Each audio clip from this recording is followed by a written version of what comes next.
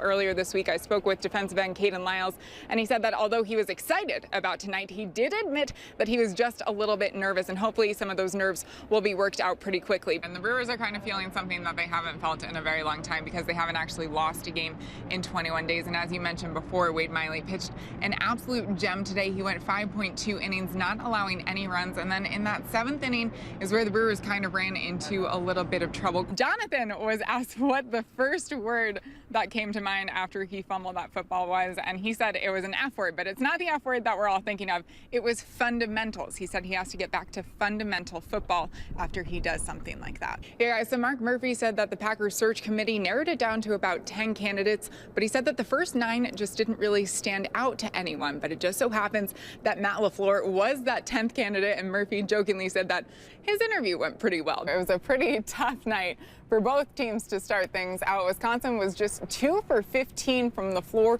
before they got things going. What was really surprising was Ethan Happ. He had just 6 points and 3 rebounds. He actually didn't even see the floor for the final 4+ minutes of the game. It's a pretty big day for Jerry Kramer. What did he mean to the Packers? And if you believe he deserves to be in the Hall of Fame, why? Well, I believe he deserves to be in the Hall of Fame. The Packers are coming off of a bye week in which they desperately needed with all of the injuries mounting up. Good news for Green Bay. Cornerback Kevin King was listed as questionable on Saturday. He is good to go tonight. Now, Brewers manager Craig Counsell said the storyline so far in the series has been the pitching. The Brewers have allowed just 2 runs over 19 innings played, and a huge component to the shutout today was their starting pitcher, Jhoulys Chacin. Yesterday, I spoke with Brad Davison, and he said that when someone does something well on the court, when you look over at the benches or even the guys that are on the floor at the moment, everyone is celebrating everyone else's successes. And he said flat out, you just didn't see a whole lot of that